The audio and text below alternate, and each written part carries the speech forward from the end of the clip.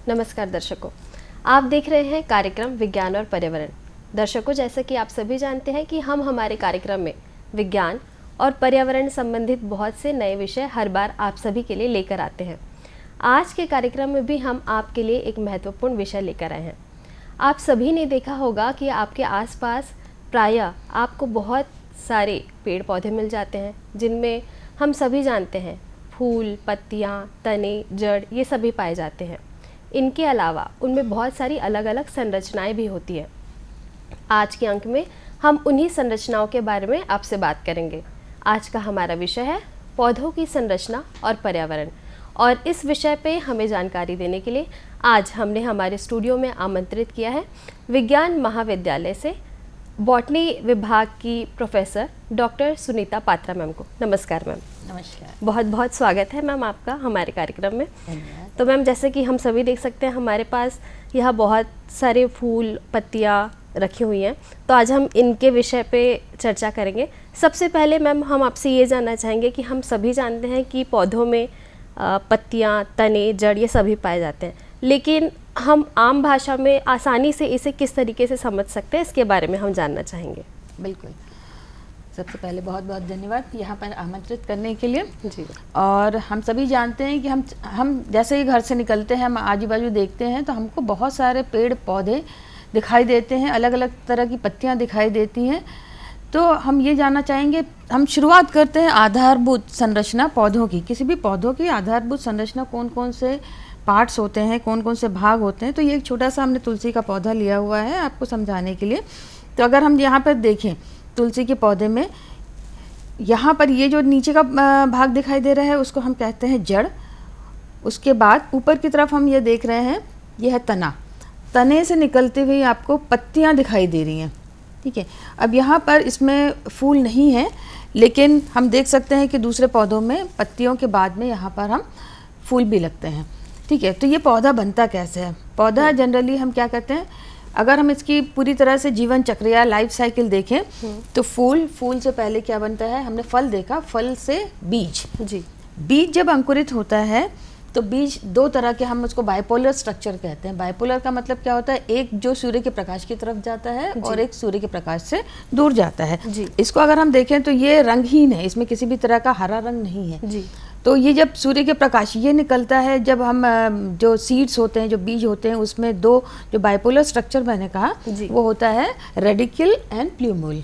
Radical जो है, radical से रूट्स या जड़ें निकलती हैं जी। और जो और इसको हम कहेंगे पॉजिटिवली जियोट्रॉपिक, क्योंकि ये जमीन के अंदर जा रहा है तो पॉजिटिवली जियोट्रॉपिक, लेकिन नेगेटिवली फोटोट्रॉपिक, क्योंकि ये सूर्य के प्रकाश की विपरीत दिशा में जा रहा है। जी। अब ये जो तना है, तना जो है वो सूर्य प्रकाश की दिशा में जा रहा है, तो ये हो गया पॉजिटिवली फोटोट्रॉपिक, और ये होता है प्लूम्यूल से। तो बीज से ही ये पूरी संरचनाएं शुरुआत होती है, मतलब ये बनती हैं। अब अगर हम उसके बाद एक एक करके हम प्लांट पार्ट्स को देखें तो मेन भाग है रूट्स, उसके बाद तना, उसके बाद पत्तियाँ, उसके बाद फूल आगे चल के जो है वो हम इसको कह सकते हैं कि रिप्रोडक्टिव स्ट्रक्चर है। फूल में यहाँ पर अब जायांग और पुमंग होता है। हम लोग एक एक करके सब देखेंगे इनके किस तरह के पौधे क्या पार्ट्स होते हैं, कितने प्रकार की जड़ें होती हैं, तने होते हैं, पत्तियाँ होती हैं। इनका ये जो दिखने में बहुत आसान है कि हमने पौधा निकाल लिया, पत्तियाँ लगी हुई हैं। अगर हम देखना चाहें इनको सिस्टमेटिकली, अगर हम इसको देखना चाहें तो पत्तियां भी कई प्रकार की होती है। इनका अरेंजमेंट, फूल के लगने का तरीका, पत्तियों के लगने का तरीका, ये सब बड़ा इंटरेस्टिंग है अगर हम देखेंगे तो। अभी हम इन पौधों के माध्यम से समझाने की कोशिश करेंगे। जी बिल्कुल। और मैम, जैसे कि आपने कहा कि इसमें अलग अलग तरह की पत्तियां और ये सारी चीज़ें, हमें अरेंजमेंट भी देखने को मिलता है। तो हम सभी जानते हैं कि हर पेड़ पौधे में जड़ होते हैं। जड़ के कितने प्रकार होते हैं और उनके बारे में हम जानना चाहेंगे मैम। बिल्कुल।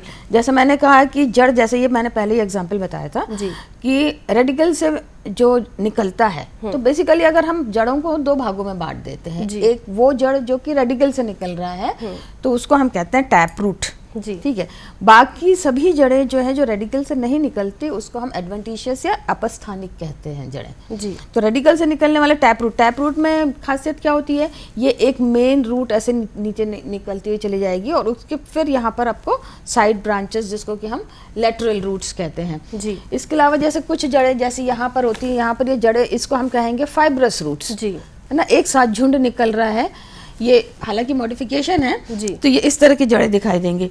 कई बार जड़ें जो होती है, जैसे आप लोगों ने देखा होगा गन्ने में जी, तो अपनी जगह से नहीं निकलती हैं, वो नोड से निकल रही है। जी, एक आध एग्जाम्पल हम देख सकते हैं ब्रायोफिलम या पत्थर, जिसको कि जहाँ की पत्तियों के साइड से मार्जिन से जड़ें निकलती हैं। जी, तो अगर जड़ें अपनी ओरिजिनल जगह से ना निकल के किसी दूसरी जगह से निकलती हैं तो हम उसको कहते हैं एडवेंटिशियस रूट्स या अपस्थानिक जड़ें। तो अगर कोई भी स्ट्रक्चर है, हमको समझना चाहिए, स्ट्रक्चर जो है उसका एक विशेष फंक्शन होता है, मतलब उसके एक विशेष कार्य होते हैं जी। तो अपने कार्य, अगर ये नीचे निकल रही है तो ये सीधे नीचे जा रही है, तो ये क्या करेगी, पौधों को स्ट्रेंथ देगी, जी, है ना, जिससे कि पौधा ये सीधा खड़ा रहेगा। जी। इसके साथ ही ये क्या करती है, मिट्टी को बांधने का काम करती है, स्ट्रेंथ प्रोवाइड करती है। हम जो पानी देते हैं, जो मिनरल्स देते हैं, हम जो खाद देते हैं, वो पौधों तक पहुंचता कैसे है, तो ये जड़ों के माध्यम से पहुंचता है। इसके अलावा अगर जड़ें यहाँ से ना निकल के कहाँ से निकल रही हैं, पत्तियों से निकल रही है, अगर हम उसको काट के लगा दें तो क्या होगा, उससे एक नया पौधा बन जाएगा। तो ये क्या हो गया, हम इसको वेजिटेटिव या कायिक प्रजनन या हम इसको एक वेजिटेटिव रिप्रोडक्शन की हम बात कर सकते हैं। इसी तरह से अगर आपने देखा होगा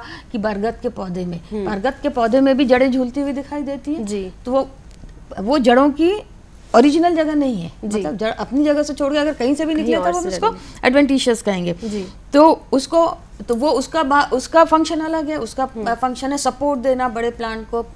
तो इसी तरह से जड़ें कहाँ से निकल रही हैं। ऑर्किड्स अगर आपने देखा होगा, ऑर्किड्स कहाँ पे पाए जाते हैं, हम उसको एपिफाइट कहते हैं, किसी दूसरे पौधे के ऊपर पाए जाते हैं और उनकी जड़ें हवा में झूलती रहती हैं। अब क्योंकि पौधा किसके ऊपर है, किसी दूसरे पौधे के ऊपर लगा हुआ है, तो उनको नमी या फिर उनको पानी कहाँ से मिलेगा, तो उनकी जड़ें विशेष प्रकार की होती हैं जिनमें वेलामेंट टिश्यूज होते हैं, तो ये आर्द्रता लेते हैं जी, आर्द्रताग्राही वेलामेंट टिश्यूज।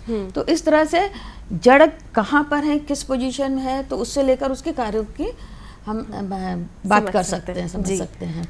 तो मैम जैसे कि हम सभी जानते हैं कि जड़ जो है पौधों में नीचे ही पाई जाती है, मिट्टी के नीचे, लेकिन हमारे सामने जैसे ये आलू रखा हुआ है, तो आलू खुद ही ज़मीन के नीचे होता है, लेकिन इसमें हमें जड़ दिखाई नहीं देती। इसे हम किस तरीके से समझ सकते हैं? जड़ के प्रकार, अब हम इसको देखते हैं। जड़ जो है मेन काम, जड़ क्या क्या काम करते हैं पहले तो हम लोग देखें। पहले तो खाली स्ट्रेंथ नहीं करते, साथ ही साथ अगर हम कैसे, जिसमें जैसे पी प्लांट होता है, ये जो मटर कुल के जो पौधे होते हैं, उनकी जड़ों में अगर हम देखेंगे तो छोटी छोटी गांठें होती हैं। ये गांठें क्या होती हैं, ये एटमॉस्फेयर में, वातावरण में जो नाइट्रोजन है उसको फिक्स करके पौधे को देती है। नाइट्रोजन बहुत इंपॉर्टेंट कंपोनेंट होता है, तो उसको फिक्स करके देती है। तो जड़ों का वो भी काम है। कई बार जड़ें जो है वो मॉडिफाई हो जाती है, रूपांतरित हो जाती है। तो जैसे ये आलू जो है वो जड़ का मॉडिफिकेशन नहीं है, जड़ का तो मेन फंक्शन क्या हुआ जड़ का, स्ट्रेंथ देना, न्यूट्रिशन प्रोवाइड करना, उसमें साथ में पानी देना, सोल्यूट देना, मिनरल सॉल्ट्स देना, जितने भी पोषक पदार्थ हैं जो हम दे रहे हैं वो पौधों को पहुंचाना। ये हुआ जड़ का काम। इसके अलावा जड़, एक बार और हमने कहा कि क्या बोलते हैं, ये न्यूट्रिशन, नाइट्रोजन एसिमिलेशन कर रही है। इसमें राइजोबियम बैक्टीरिया होते हैं नोड्यूल्स में, तो नाइट्रोजन प्रोवाइड करती है। इसी तरह से कुछ जड़ जो दलदली स्तर में पाए जाते हैं, तो जैसे हम इसको पॉजिटिवली जियोट्रॉपिक कह रहे हैं, मतलब जमीन के अंदर धंस रही है। तो मार्शी लैंड में क्या होता है कि दलदली एरिया में उनको ऑक्सीजन नहीं मिल पाती, जड़ों को भी जिंदा रहने के लिए ऑक्सीजन चाहिए, तो जड़ें उल्टी हो जाती है, नेगेटिवली जियोट्रॉपिक होकर ऊपर की तरफ निकलती है, जिनको कि हम निमेटोफोर्स कहते हैं। तो वहां पर वो ऑक्सीजन एक्सचेंज का काम करती है, वहां पर जड़ों का फंक्शन अलग हो जाता है। अब मेन काम है इनका न्यूट्रिशन देना, लेकिन कई बार जड़ें जो है वो दूसरा काम भी करती हैं, जैसे स्टोरेज का काम। अगर बहुत ज्यादा मात्रा में खाद्य पर बना है तो उसको स्टोर कैसे करेंगे, तो यहाँ पर आता है मॉडिफिकेशन। तो ये जो टैप रूट हमको जो नॉर्मल में इस तरह का दिखाई दे रहा है, ये तुलसी के पौधे में, यहाँ पर हम ये बहुत ही, हम आजकल रोज ही खा रहे हैं सर्दियों में, गाजर और मूली। तो ये जो टैप रूट हम बोल रहे हैं, ये देखिए यहाँ पर, ये उसका रूपांतरण है। यहाँ पर भोज्य पदार्थ को ये संग्रहित करने लग गया, स्टोरेज ऑफ फूड मटेरियल। तो ये जड़ का मॉडिफिकेशन है जी, ठीक है। और दूसरी बात एक और हमने देखा था, यहाँ पर ये जो अपस्थानिक जड़ें हैं, ये अपनी जड़ से नहीं निकल के कहीं दूसरी जगह से निकल रही है। यहाँ पर ये क्या, इसका काम क्या हो रहा है कि पौधा जब ऊपर की तरफ जा रहा है तो इसको किसी तरह से चढ़ने में सहायता प्रदान कर रही है, सपोर्ट प्रदान कर रही है। जी बिल्कुल। और मैम हम सभी जानते हैं कि पौधों का मुख्य जो काम है वो क्या क्या होता है। तो हम यहाँ पे देख पा रहे हैं कि हमारे पास अलग अलग तरह की पत्तियाँ हैं और फूल हैं, और हर किसी की जो पत्तियाँ निकली हुई है उसके तने से, उनका जो जहाँ से निकली हुई है वो अलग अलग हैं, तो इसके बारे में हम कैसे समझ सकते हैं कि हर पौधे में, हर तने में जो पत्तियां जहाँ से निकलती हैं उसका जो स्थान है वो अलग है, उसके बारे में जानना चाहेंगे। पहले में थोड़ा सा हमारी बात रह गई क्योंकि मैंने इसको कहा था स्टेम। अब हमने रूट्स के बारे में बात करी, थोड़ी सी बात हम स्टेम की बात करें तो स्टेम जो एरियल पार्ट है जो ऊपर की तरफ निकलता है स्टेम, और इसी से हम क्या निकलती है, शाखाएं निकलती है या ब्रांचेस निकलती है। तो अगर हम स्टेम की, इसमें भी मॉडिफिकेशन होते हैं। मेन फंक्शन क्या होता है स्टेम का, ये ऊपर की तरफ निकलेगी, इसमें पत्तियां निकलेगी, ब्रांचेस निकलेंगे, इसी में फ्लावर्स निकलेंगे पत्तियों में। तो ये एक तरह से सपोर्ट दे रहा है उसको, साथ ही साथ अपने फिर अगेन क्या फंक्शन करना है, क्या कार्य करना है। तो इसी तरह से जिस तरह से रूट्स में हमने मॉडिफिकेशन देखे थे, स्टेम्स में भी मॉडिफिकेशन होते हैं। अब ये मॉडिफिकेशन कई प्रकार के होते हैं। तो जब हम पढ़ते हैं ना तो एरियल मॉडिफिकेशन का मतलब जो ऊपर के सतह के ऊपर की तरफ, जैसे कई पौधे जो वीक होते हैं, कमजोर होते हैं, जिनका तना, कई पौधों का तना कमजोर होता है। देखिए कमजोर तना है, ये तना इस तरह का है। जैसे पौधों को हम क्या करेंगे, बांटते हैं एक वर्षीय, द्विवर्षीय, बहुवर्षीय। एक वर्षीय पौधे शाकीय होते हैं, 1 साल में ही उनका पूरा लाइफ साइकिल कंप्लीट हो जाती है। तो नॉर्मली कैसे होते हैं, हर्बेशियस ग्रीन कलर के, हमको हरे रंग के दिखाई देंगे। जो बहुवर्षीय होते हैं वो कैसे होते हैं, मोटे होते हैं, क्योंकि उनमें पौधा जब बढ़ता है तो लंबाई के साथ साथ में चौड़ाई में भी बढ़ता है जी। तो जो चौड़ाई में बढ़ता है उसको हम सेकेंडरी ग्रोथ कहते हैं जी। सेकेंडरी ग्रोथ के कारण क्या होती है, पौधे ऐसे जब बढ़ने लगता है तो आपने देखा होगा जब बहुत बहुवर्षीय पौधे कई सालों बाद उसमें छाल बनने लगती है, ठीक है। तो अब कई बार यही स्टेम जो इनका काम है ये मॉडिफाई हो जाते हैं। जैसे यहाँ पर एक मॉडिफिकेशन हो रहा है हमको, यहाँ पर ये दिखाई दे रहा है। तो क्या होता है मॉडिफिकेशन, एरियल मॉडिफिकेशन जो ग्राउंड के ऊपर है, सब एरियल जो कि जमीन की सतह पर हमको दिखाई देगा, और अंडरग्राउंड मॉडिफिकेशन जो जमीन के नीचे। ये जो आप बोल रहे हैं ये आलू जो है ये अंडरग्राउंड मॉडिफिकेशन ऑफ स्टेम है, पौधों का भूमिगत रूपांतरण हम इसको कहते हैं।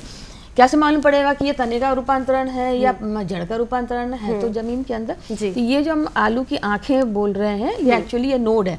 आपने देखा होगा कि अगर आप थोड़ी दिन बाद आप रह जाए तो यहाँ पर ना अंकुरित होने लगता है, जर्मिनेशन होने लगता है इसमें। और उस जर्मिनेटेड पोर्शन को अगर हम काट के अगर हम लगा देते हैं तो वहां से एक आलू का एक नया पौधा निकलेगा जी। इसी तरह से इसको हम जैसे ये हो गया बल्ब। तो अंडरग्राउंड मॉडिफिकेशन अलग अलग प्रकार के होते हैं।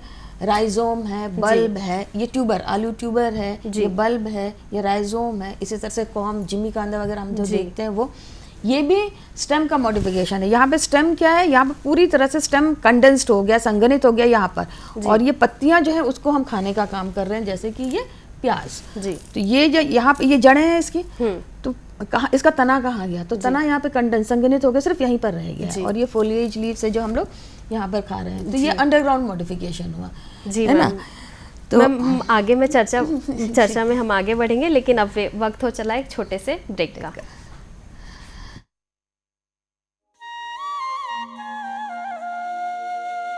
लोक सेवा प्रसारक दूरदर्शन ने OTT प्लेटफॉर्म पर कदम रखते हुए वेब्स की शुरुआत की है। ये डिजिटल मीडिया OTT दर्शकों को संपूर्ण इंफोटेनमेंट का सिस्टम देता है। अगर आपको भी चाहिए फ्री में शानदार कंटेंट तो आज ही आप प्ले स्टोर से ऐप डाउनलोड कीजिए। तो आज ही QR कोड स्कैन करके डाउनलोड करें वेब्स ऐप।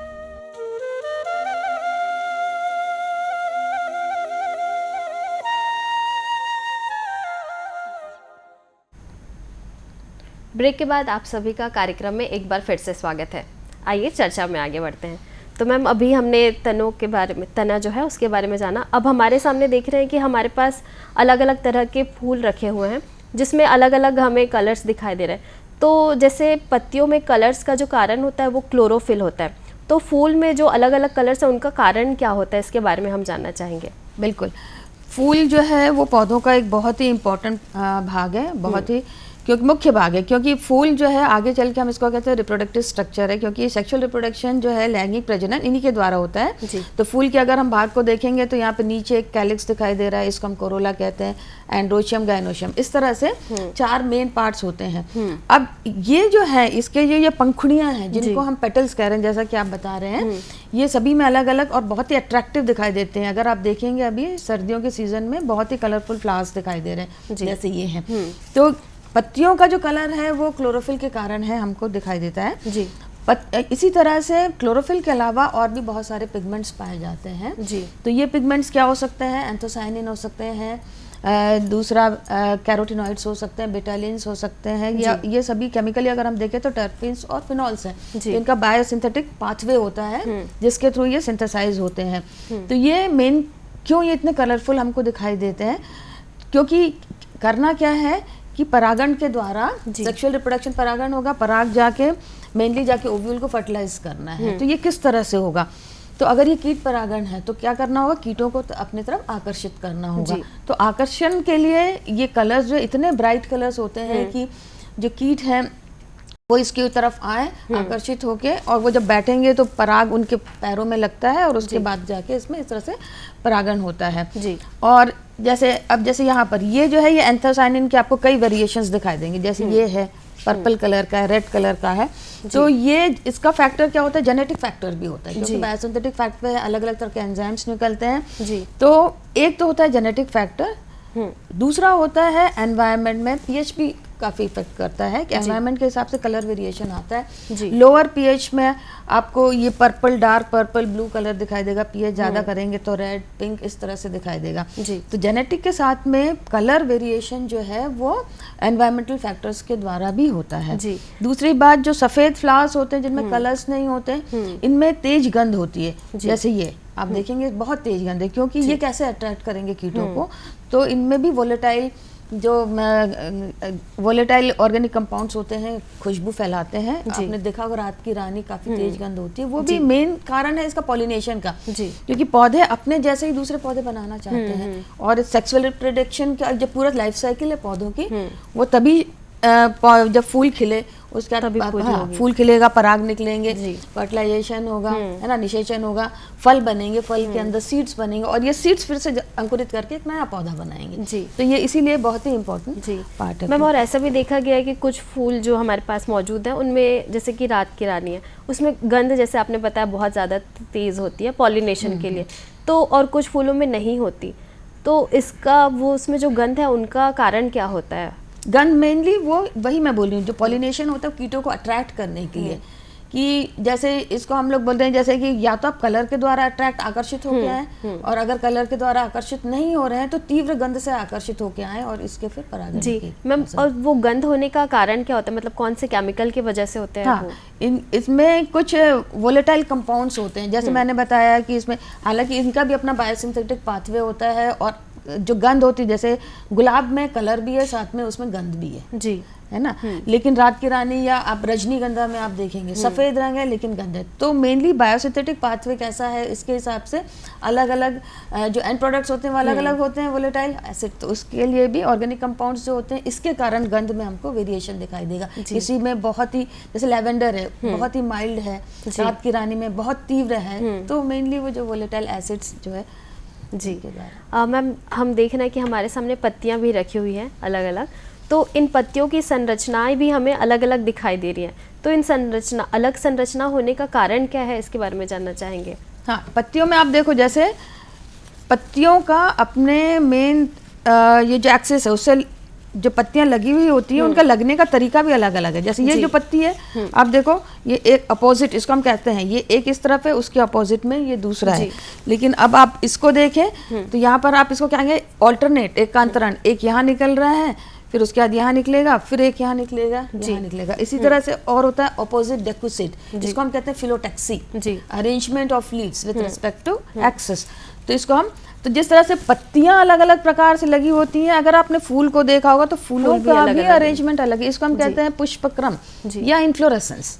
इन्फ्लोरेसेंस भी कई प्रकार के होते हैं जी, है ना। जैसे एक ये अब जैसे ये है, ये एक सिंगल फ्लावर निकलता है, सोलिटरी एक्सिलरी, ये अकेला निकलेगा, और उसके बाद, लेकिन यहाँ पर क्या हो रहा है, ये स्टेम आगे बढ़ता जा रहा है, और ये फूल ऊपर की तरफ आपको बर्ड्स या कलियां दिखाई दे रही है, नीचे फूल लग चुका है, रेसिमोस।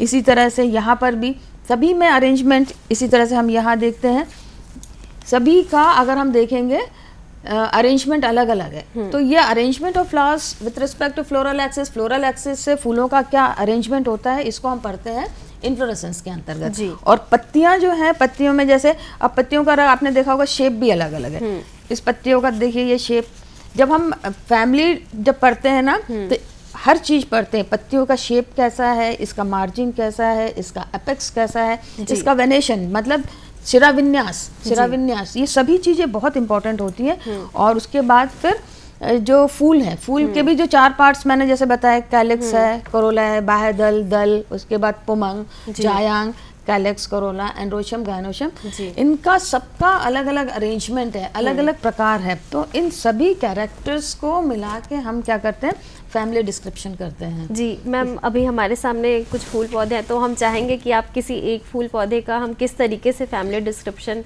समझ सकते हैं उसके बारे में बताइए। बिल्कुल, मैं सबसे, क्योंकि ये सबसे बड़ा फूल है, आसानी होगी इसीलिए इसी को लेते हैं। जी। तो जब भी जैसे इसका क्लासिफिकेशन जब हम करते हैं तो लीनियस ने पहले शुरुआत किया था इसको बायनोमियल नॉमेनक्लेचर। वैसे तो थियोफ्रास्टिस ने बॉटनी पढ़ाया, उसके बाद लीनियस ने आया।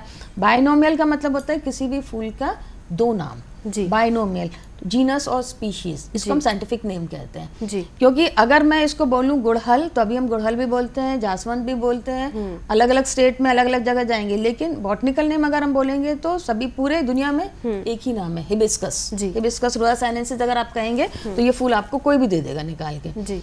तो ये जो है एक जीनस का नाम हुआ, स्पीशीज का नाम हुआ। जी। तो मेनली किसी भी पौधे को जो हम पढ़ते हैं, क्लासिफाई करते हैं, तो एक सिस्टमेटिक पोजीशन होती है। तो जैसे Bentham and Hooker system of classification generally हम जाते हैं उसमें पढ़ने के लिए। तो क्लासिफिकेशन का मतलब ये होता है पौधे में जितनी भी जानकारी है, जितने भी प्रकार है, जड़ से लेकर फूल तक, उनके कैरेक्टर्स को जमाना और सिस्टमेटिकली उनको पढ़ना और उनके आधार पर पौधों को अलग अलग ग्रुप या टैक्सा में बांटना। तो जैसे मैं अगर इसको बोलूंगी कि ये मालवेसी का पौधा है, तो मैंने कैसे पहचाना कि ये मालवेसी तो फैमिली आ गई। पहले हम कहाँ पर जाते हैं, किंगडम जाते हैं, उसका डिवीजन जाते हैं, क्लास जाते हैं, ऑर्डर जाते हैं, फिर फैमिली जाते हैं, फिर जीनस और स्पीशीज। तो मैंने सीधे कैसे बोल दिया ये फैमिली कैसे है, तो पहले मुझे जानना पड़ेगा कि ये सबसे पहले प्लांट किंगडम है, ये हमको मालूम है, ऑटोट्रॉपिक है। उसके बाद हम जाएंगे ये डाइकॉट है या मोनोकॉट है। डाइकॉट में जनरली हम क्या कौन से कैरेक्टर्स देखते हैं, पहले इसमें रूट्स नहीं है। डाइकॉट्स में जो हम लोग ने पहले दिखाया था, टैप रूट, जड़ जो दिखाई थी, टैप रूट सिस्टम, जैसे ये टैप रूट सिस्टम, एक सिंगल रूट्स निकलती जाएगी और उसमें ब्रांचेस, तो ये डाइकॉट्स हैं। अब उसके बाद हम पत्तियां, मैंने बहुत ही मतलब जो दिखते हैं फिनोटाइपिक कैरेक्टर्स वो मैं बता रही हूँ। पत्तियां जो हैं इसमें जालिकावत शिराविन्यास, अगर हम ऐसा देखें तो जाली जैसी दिखाई देती है। ये फूल अगर हम देखें तो फूल में जो ये जो पार्ट्स होते हैं या तो 5 होते हैं या 4, पेंटामेरस या टेट्रामेरस। तो ये देख के हमने कह दिया कि ये डाइकॉट में आ रहा है। अब डाइकॉट में फिर अगर हम आगे चलते हैं तो सीरीज आती है, इसमें पॉलीपेटली है या गैमेपेटली है। पॉली में पेटल्स अलग अलग है, अब भी बिल्कुल आप देख सकते हैं कि अलग अलग हैं, या फिर ये पेटल्स जुड़े हुए होते हैं। ठीक है, इसमें पेटल्स अलग अलग हैं या फिर जुड़े हुए हैं, ये हम देखेंगे। अब उसके बाद जब हम फूल को देखते हैं ना, तो ये कैलिक्स, कोरोला, एंड्रोशियम और गायनोशियम, ठीक है, ये हमको दिखाई देता है। लेकिन यहाँ पर आप देखो मालवेसी में ये विशेष प्रकार के कुछ स्ट्रक्चर्स दिखाई दे रहे हैं। जी। कैलिक्स के नीचे इनको हम कहते हैं एपिकैलिक्स, तो ये खाली मालवेसी में दिखाई देता है। जी। ठीक है, इसी तरह से ये हो गया पॉलीपेटली का मेंबर हो गया। अब हम आते हैं थैलेमी फ्लोरी सीरीज। तो ये जो प्लांट पार्ट्स है जैसे कैलिक्स, कोरोला, एंड्रोशियम, ओवरी के नीचे ये जो होता है ना, ये इसमें ये ओवरी स्टाइल एंड स्टिग्मा 3 भागों से, ये सारे अगर ओवरी के नीचे से निकल रहे हैं तो हम कहेंगे हाइपोगाइनस फ्लावर। तो उसके कुछ कैरेक्टर्स होते हैं। जी।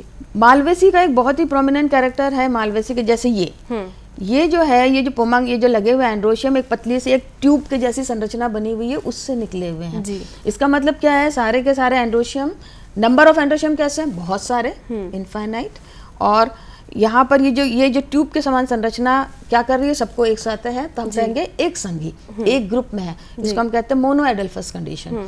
तो ये 2 कैरेक्टर्स हमको जो दिखाई दे रहे हैं, एपिकैलिक्स और ये मोनोएडल्फस कंडीशन, तो ये मालवेसी फैमिली में है। जी जी बिल्कुल। तो इसी तरह से हर फैमिली में जो हम देखेंगे तो हर कैरेक्टर ये कहाँ पाए जाते हैं। शुरुआत हम करते हैं कि पौधे 1 वर्षीय, बहुवर्षीय, झाड़ी है या वृक्ष है या हर्बेशियस, ऐसा जी, उनके आधार पे हम पता कर सकते हैं। जड़, पत्ती, सभी बहुत सारे कैरेक्टर्स हैं। तो इनको करते करते हम शुरुआत हम करते हैं प्लांट किंगडम से और पहुंच जाते हैं फैमिली, फिर आगे जीनस और जी। मैम, तो अंत में हम जानना चाहेंगे कि जो पेड़ पौधे हम सभी जानते हैं कि हमारे लिए कितने महत्वपूर्ण हैं। हम चाहेंगे कि आप हमारे दर्शकों को बताएं कि किस तरीके से हम ऐसे छोटे छोटे पौधों को भी अपने आसपास सहेज सकते हैं। बिल्कुल, पेड़ पौधे हम सभी जानते हैं, सभी मानते हैं कि ये पर्यावरण के लिए ज़रूरी है, लेकिन कितने प्रकार से ये ज़रूरी है। जैसे पेड़ पौधे को अगर हम देखें तो सबसे पहले पेड़ में जो ग्रीन कलर है फोटोसिंथेसिस का दौरान ये क्या निकालती है, ऑक्सीजन देती है। हम क्या करते हैं, रेस्पिरेशन से कार्बन डाइऑक्साइड निकालते हैं, दूषित करते हैं। तो एकमात्र पौधे ही हैं जो इन कार्बन डाइऑक्साइड को शुद्ध करके हमको वापस वातावरण में ऑक्सीजन दे रही है, जिससे कि हम जिंदा हैं। तो पहली बात यह है कि अगर हम अपने चारों तरफ बागान लगाते हैं तो फ्रेश एयर हमको उतनी मिलती है। दूसरी बात, जब पौधे हैं इनकी जड़ें क्या करती है, मट्टी को बांधे हुए रखती है। तो जब बारिश के दिन मट्टी जो धुल जाती है तो उसको बांध के रखने का, सॉइल इरोशन का काम जो है वो रोकती है, पौधे बांधने का काम करती है। इसके अलावा अगर हम इकोसिस्टम में अगर हम जाएं, इकोसिस्टम शुरुआत कहाँ से होता है, ऑटोट्रॉपिक, कि पहले पौधों को कौन खाएगा, जो शाकाहारी है, शाकाहारी को कौन खाएगा, मांसाहारी। अगर आप इसी को तोड़ देंगे तो हमारा तो ये पूरा इकोसिस्टम गड़बड़ हो जाएगा। इसी तरह से जो साइकिल होता है, ऑक्सीजन साइकिल, नाइट्रोजन साइकिल, ये सारी साइकिल कहीं ना कहीं जो है पूरी तरह से डिस्टर्ब हो जाएगी। तो पौधे बहुत ही इम्पोर्टेंट है हमारे जीवन में। बहुत बहुत धन्यवाद मैम, आप यहाँ आई और हमें इस विषय पे बहुत अच्छी जानकारी दी, और हम आशा करते हैं कि हमारे दर्शक भी आज के कार्यक्रम से बहुत कुछ सीखे होंगे। बहुत बहुत धन्यवाद। बहुत बहुत धन्यवाद। तो दर्शकों, आज के कार्यक्रम में बस इतना ही। अगली बार होगी आपसे फिर मुलाकात एक नए विषय के साथ। तब तक के लिए दीजिए हमें इजाज़त। नमस्कार।